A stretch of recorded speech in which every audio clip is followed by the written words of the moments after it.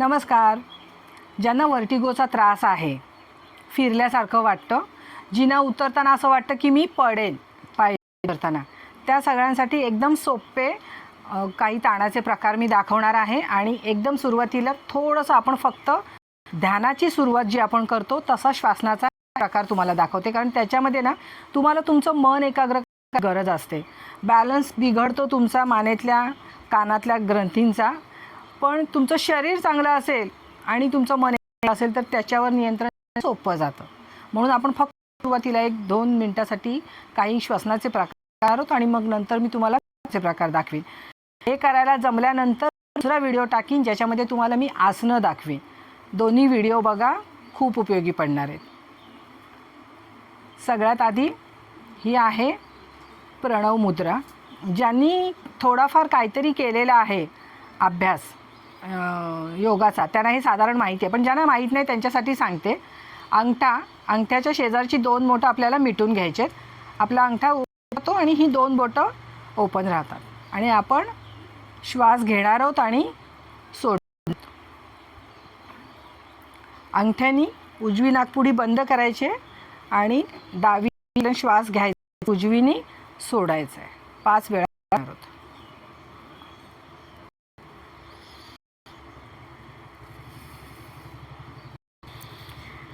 डावीनी श्वास घ्यायचा आहे, उजवी सोडायचा आहे.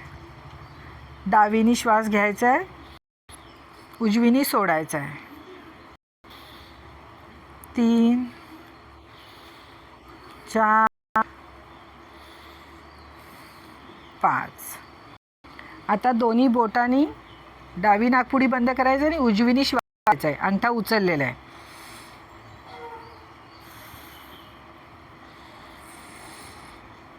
2 3 4 5. एकीकडनं श्वास घ्यायचा, ती बंद करायची आणि दुसरीनी सोडायचा. असं आपण 5 राऊंड केलेले आहेत. आता करणार आहोत भ्रामरी. भ्रामरी तुम्ही वेळा करा दिवसातून, सकाळी आणि रात्री. पहिल्या दिवशी जमणार नाही. प्रयत्न करायचा आहे, ऐकायचे स्वतःच्या घशातून निघालेला आवाज. पहिल्या दिवशी तुम्हाला आवाज येणार नाही. जेव्हा चांगलं करायला जा, माझी खात्री बाळगा, तुम्ही 1 महिन्यानंतर तुम्हाला कळेल की तुमच्या घशामध्ये हजारो भुंगे फिरत आहेत. इतका तो आवाज वाढतो नंतर आणि तुला ऐकायचं आहे. प्रयत्न करायचा आहे. पहिल्या दिवशी जमणार नाही, सरावाने जमेल. पण ज्या दिवशी तुम्ही महिना पूर्ण कराल त्या दिवशी तुम्ही पूर्ण बरे झालेले असाल याची मी खात्री देते तुम्हाला. फक्त रोज करायचं आहे. 5 भ्रामरी, सकाळी 5, संध्याकाळी 5. 2 नाही जमलं 1 तरी करा, पण करा. भ्रामरी करण्यासाठी पुन्हा एकदा अंगठे कानामध्ये घालायचे आणि 2 बोटांनी आपल्याला आपले डोळे बंद करायचे आणि श्वास घ्यायचा आहे. आणि श्वास सोडताना आपल्याला गळ्यामध्ये कंठामध्ये जाणवतं भुंग्याचा आवाज. भुंग्याचा आवाज करत आपल्याला श्वास सोडायचा आहे. एकदम सोपं आहे. जमलं नाही पहिल्या दिवशी तरी प्रयत्न करायचा आहे. अंगठे कानामध्ये दाबलेले आहेत, गच्च दाबायचे नाहीत, वरच्यावर ठेवायचे, पण कान बंद होतात आपले. आणि हेच ह्याचं गणित आहे. कान बंद होतात आणि गळ्यातनं कंठातून आवाज येतो आणि तो आपल्याला श्वास सोडताना काढायचा आहे. खूप परिणाम होतो. नक्की करा. अंगठे आणि ही 2 बोटं कपाळावर, दुसऱ्या 2 बोटांनी डोळे बंद करायचे आणि उरलेली बोटं आपल्याला चेहऱ्यावर सावकाश ठेवायची आहेत. आणि आपण श्वास घेणार आहोत आणि सोडताना भुंग्याचा आवाज कंठातून काढणार आहोत. सावकाश कान बंद करून ठेवलेले आहेत.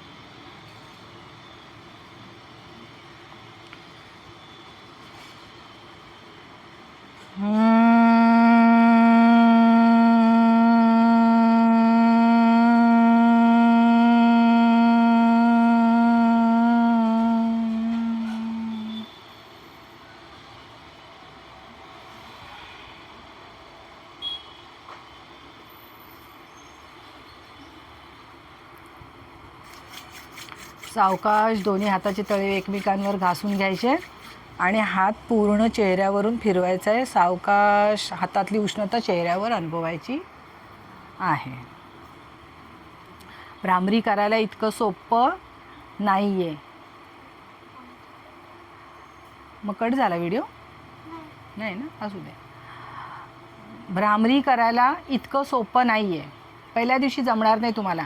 श्वास घ्यायचा आणि सोडताना घशामध्ये प्रेशर देऊन आपल्याला श्वास सोडायचा आहे. श्रावणी फोन तिरका करतेस तू, जेणेकरून घशात कंपन होतं आणि मग तो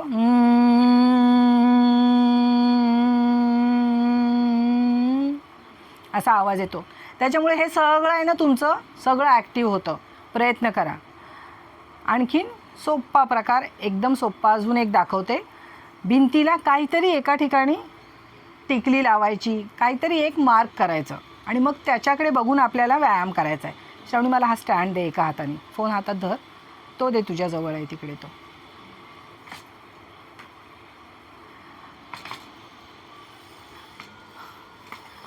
मी तुम्हाला हा स्टँड समोर ठेवून दाखवते. मी स्टँडच्या टोकाकडे बघणार आहे.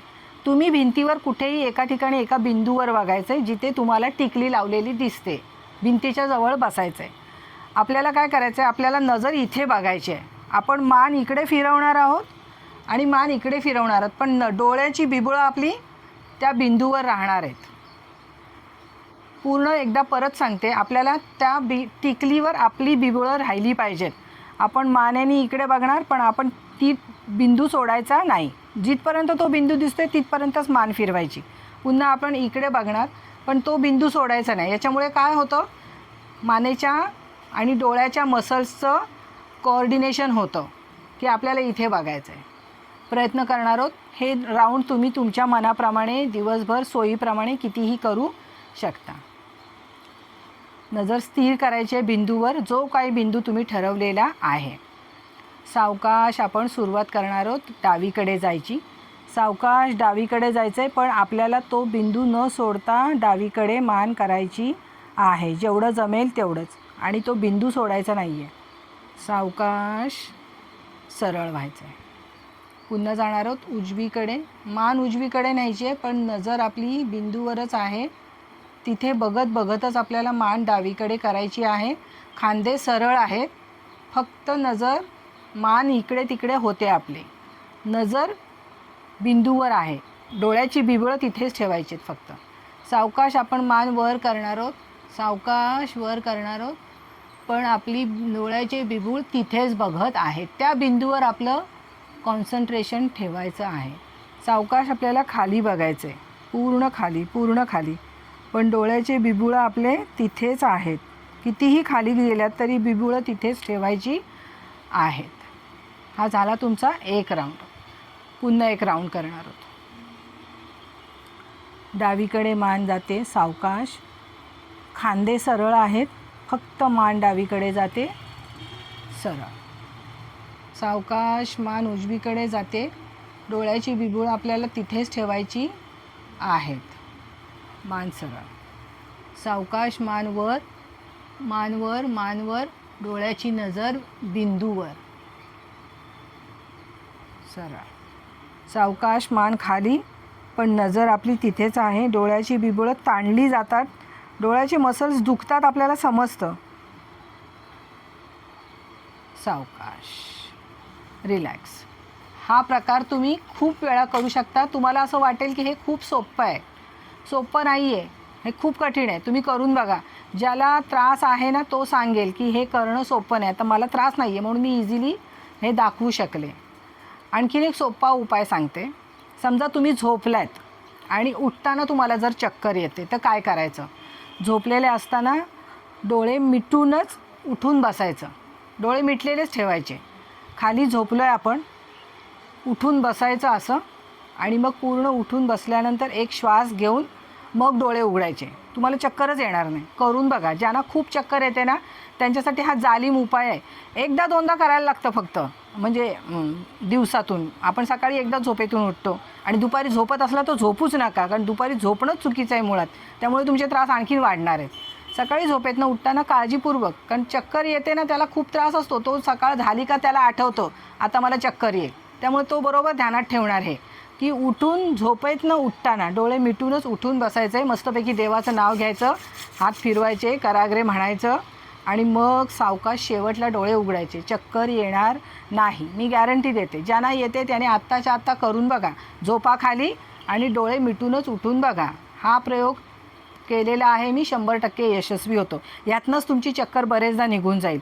तसंच सेम आहे उठून बसताना पण. जर चक्कर येते शांतपणे चांगला आधार घ्यायचा आणि डोळे मिटून उठून उभं राहायचं आणि मग डोळे उघडायचे. काही होत नाही, 1 सेकंद 2 सेकंदाचा फरक असतो.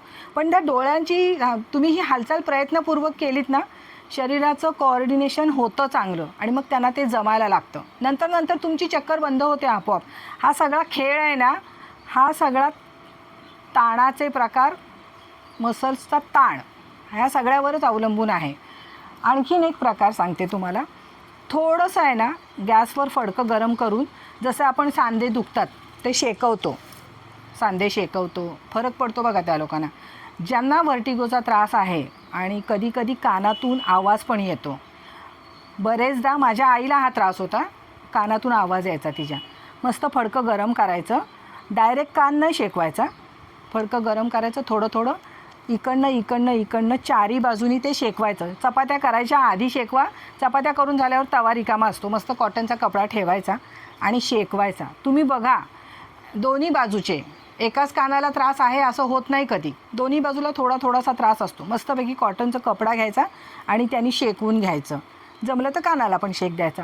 कधीतरी ना एका क्षणाला असं होतं की कानातून तुम्हाला जाणवतं की बुडबुडा आला आहे म्हणून, आणि तो एका क्षणाला जेव्हा बुडबुडा येऊन जाईल ना, तुमचा त्रास कमी झालेला असेल.